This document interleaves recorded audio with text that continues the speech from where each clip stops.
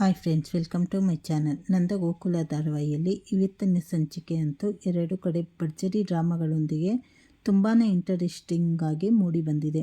ಒಂದೆಡೆ ಕೇಶವ, ಮೀನಾ ಮತ್ತು ರಕ್ಷಾ ಮೂವರು ಸೇರಿ ಶ್ರೀಕಂಠನ ಮದುವೆ ಸಂಬಂಧ ಮುರಿಯೋಕೆ ಮುಖ ಮುಚ್ಚಿಕೊಂಡಿರೋ ರಕ್ಷಾ ಫೋಟೋ ಕೊಟ್ಟು ನಾಟಕ ಆಡ್ತಾ ಇದ್ದಾರೆ. ಹುಡುಗಿ ಮುಖ ನೋಡದೆ ಮದುವೆಗೆ ಒಪ್ಪಲ್ಲ ಅಂತ ಸೂರ್ಯ ಮತ್ತು ಚಂದ್ರ ಹಠ ಹಿಡಿದಾಗ ಇಂದ್ರ ಒಂದು ಭರ್ಜರಿ ಪ್ಲ್ಯಾನ್ ಮಾಡ್ತಾಳೆ. ನಾನು ಹುಡುಗಿನ ರೂಮ್ ಒಳಗಡೆ ಕರ್ಕೊಂಡೋಗಿ ಮುಖ ನೋಡಿ ಮೊಬೈಲ್ನಲ್ಲಿ ಫೋಟೋ ತೆಕ್ಕೊಂಡು ಆಮೇಲೆ ಮನೆಯವರಿಗೆ ತೋರಿಸ್ತೀನಿ ಅಂತಾಳೆ. ಇದರಿಂದ ಗಾಬರಿಯಾದ ಕೇಶವ ಮತ್ತು ಮೀನಾ, ನಮ್ಮ ಹುಡುಗಿ ಮದುವೆಗೆ ಮುಂಚೆ ರೂಮಿಗೆಲ್ಲ ಬರಲ್ಲ, ಬೇಕಾದರೆ ನಿಮ್ಮನೆ ಗಂಡಸರನ್ನೆಲ್ಲ ರೂಮ್ ಒಳಗಡೆ ಕಳಿಸಿ, ನೀವಿಬ್ಬರೇ ಇಲ್ಲಿ ನಿಂತುಕೊಳ್ಳಿ, ಮುಖ ತೋರಿಸ್ತೀವಿ ಅಂತ ಹೊಸ ಡ್ರಾಮಾ ಶುರು ಮಾಡ್ತಾಳೆ. ಕೊನೆಗೆ ಇಂದ್ರ ಮತ್ತು ಜ್ಯೋತಿಯನ್ನು ದೇವರ ಮನೆಗೆ ಕರೆದುಕೊಂಡು ಹೋಗಿ ಫಸ್ಟು ದೇವರ ದರ್ಶನ ಮಾಡಿ ಕಣ್ಣು ಮುಚ್ಚಿ ಮಂತ್ರ ಹೇಳಿ ಅಂತ ಹೇಳಿ ಅವರಿಬ್ಬರು ಕಣ್ಣು ಮುಚ್ಚುತ್ತಿದ್ದಂತೆ ಕೇಶವ, ಮೀನಾ ಹಾಗೂ ರಕ್ಷಾ ಅಲ್ಲಿಂದ ಎಸ್ಕೇಪ್ ಆಗಿ ತಮ್ಮ ಮನೆ ಸೇರಿಕೊಂಡು ಬಿಡ್ತಾರೆ. ಇತ್ತ ಕಣ್ಣು ಬಿಟ್ಟು ನೋಡಿದ ಇಂದ್ರನಿಗೆ ಮೋಸ ಹೋಗಿರುವುದು ಗೊತ್ತಾಗಿ ಈ ಸುಂದರನ ಮೇಲೆ ಅನುಮಾನ ಬಂದು ಚಂದ್ರ ಅವನಿಗೆ ಕಪಾಳ ಮೋಕ್ಷ ಮಾಡ್ತಾನೆ. ಇನ್ನೊಂದೆಡೆ ಕಥೆಯ ಅಸಲಿ ಸೆಂಟಿಮೆಂಟ್ ಡ್ರಾಮಾ ನಡೀತಿರೋದು ಆಸ್ಪತ್ರೆಯಲ್ಲಿ.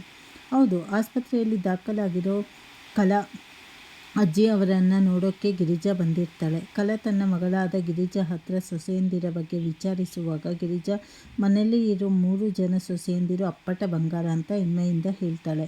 ಆಗ ಕಲಾ ತನ್ನ ಕೊನೆಯ ಸೊಸೆ ಅಮೂಲ್ಯ ಬಗ್ಗೆ ಇಂಡೈರೆಕ್ಟ್ ಆಗಿ ತಮ್ಮ ಕಾಳಜಿ ತೋರಿಸಿ ಮಾತಾಡ್ತಾರೆ. ಅವಳು ತುಂಬಾ ಪುಟ್ಟ ಹುಡುಗಿ, ತುಂಬ ಸೂಕ್ಷ್ಮ ಮನಸ್ಸಿನವಳು, ತವರು ಮನೆಯಲ್ಲಿ ತುಂಬ ಮುದ್ದಾಗಿ ಬೆಳೆದವಳು. ಅವಳು ಏನಾದರೂ ತಪ್ಪು ಮಾಡಿದರೂ ನಿನ್ನ ಮಗಳು ಅಂತ ಹೊಟ್ಟೆಗೆ ಹಾಕ್ಕೊಂಡು ಮೆತ್ತಗೆ ಹೇಳಿಕೊಡು, ಬೈಯೋಕ್ಕೆ ಹೋಗಬೇಡ ಅಂತ ಕಣ್ಣೀರು ಹಾಕ್ತಾರೆ. ಇದನ್ನು ದೂರದಲ್ಲಿ ನಿಂತು ಕೇಳಿಸಿಕೊಳ್ಳುತ್ತಿರುವ ಅಮ್ಮು ಕಣ್ಣಲ್ಲಿ ಆನಂದ ಬಾಷ್ಪ ಹರಿಯುತ್ತದೆ. ವಲ್ಲಭ ಕೂಡ ಅಮೂಲ್ಯನಿಗೆ, ನೋಡಿದ್ಯಾ ನಿಮ್ಮಮ್ಮ ನಿನ್ನ ಮೇಲೆ ಎಷ್ಟು ಕಾಳಜಿ ಇಟ್ಟುಕೊಂಡಿದ್ದಾರೆ ಅಂತ ಸಮಾಧಾನ ಮಾಡ್ತಾರೆ.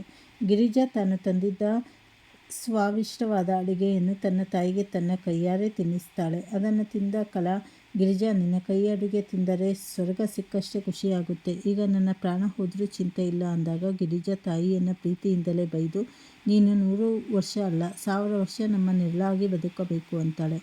ನಂತರ ಕಲಾ, ನಿನ್ನ ಅಣ್ಣಂದಿರು ಸೂರ್ಯಚಂದ್ರ ಬಂದರೆ ಗಲಾಟೆಯಾಗುತ್ತೆ, ನೀನು ಬೇಗ ಇಲ್ಲಿಂದ ಹೊರಡು ಅಂತ ಹೇಳಿದಾಗ ಗಿರಿಜಾ ವಲ್ಲಭನ ಒಳ್ಳೆಯತನವನ್ನು ನೆನಪಿಸಿಕೊಳ್ತಾಳೆ. ಕಲಾ ಕೂಡ ವಲ್ಲಭನ ಕೈ ಹಿಡಿದು, ನನ್ನ ಮಕ್ಕಳು ಏನೇ ಹುನ್ನಾರ ಮಾಡಿದ್ರು ಅದನ್ನೆಲ್ಲ ದಾಟಿ ನನ್ನ ಮಗಳು ಮೊಮ್ಮಗಳನ್ನು ಇಲ್ಲಿಗೆ ಕರ್ಕೊಂಡು ಬಂದೆಯಲ್ಲ ಮಗನೇ, ನನ್ನ ಆಯುಷ್ಯವನ್ನು ನಿನಗೆ ಕೊಡ್ತೀನಿ ಅಂತ ಆಶೀರ್ವಾದ ಮಾಡ್ತಾರೆ. ಅದಕ್ಕೆ ವಲ್ಲಭ, ನೀವು ದೊಡ್ಡ ಆಲದ ಮರ ಇದ್ದ ಹಾಗೆ ಅಜ್ಜಿ, ನೀವು ಚೆನ್ನಾಗಿರಬೇಕು ಅಂತ ಗೌರವ ಸಲ್ಲಿಸ್ತಾನೆ.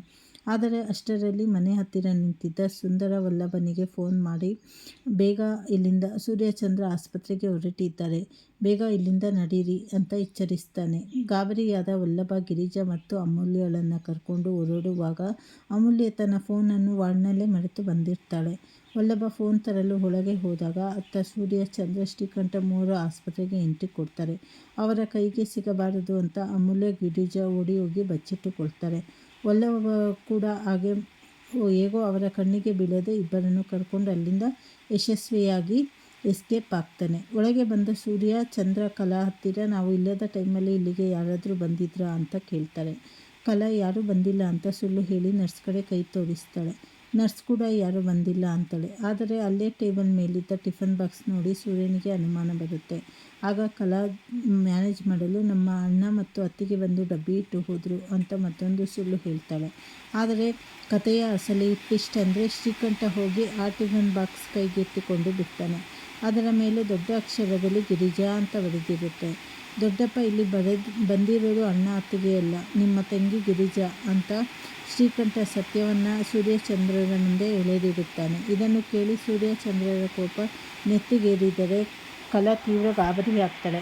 ಅಲ್ಲಿಗೆ ಇಂದಿನ ರೋಮಾಂಚಕಾರಿ ಸಂಚಿಕೆ ಮುಕ್ತಾಯವಾಗುತ್ತದೆ. ಮುಂದಿನ ಸಂಚಿಕೆಯಲ್ಲಿ ಗಿರಿಜಾ ಬಂದ ವಿಷಯ ತಿಳಿದ ಸೂರ್ಯಚಂದ್ರ ಏನು ಮಾಡ್ತಾರೆ ಅನ್ನೋದನ್ನು ಕಾದು ನೋಡೋಣ. ಈ ವಿಡಿಯೋ ನಿಮಗೆ ಇಷ್ಟವಾದಲ್ಲಿ ಲೈಕ್ ಮಾಡಿ, ಶೇರ್ ಮಾಡಿ, ಸಬ್ಸ್ಕ್ರೈಬ್ ಮಾಡಿ, ಹಾಗೆ ನಮಗೆ ಸಪೋರ್ಟ್ ಮಾಡಿ. ಪೂರ್ತಿ ವಿಡಿಯೋ ವಾಚ್ ಮಾಡಿ, ಯಾಕಂದರೆ ನಿಮಗೆ ಪೂರ್ತಿ ವಿಡಿಯೋ ವಾಚ್ ಮಾಡಿದ್ರೆ ಸ್ಟೋರಿ ಏನು ಅಂತ ಹೇಳಿ ಕರೆಕ್ಟಾಗಿ ಅರ್ಥ ಆಗುತ್ತೆ. ಧನ್ಯವಾದಗಳು. Thank you for watching.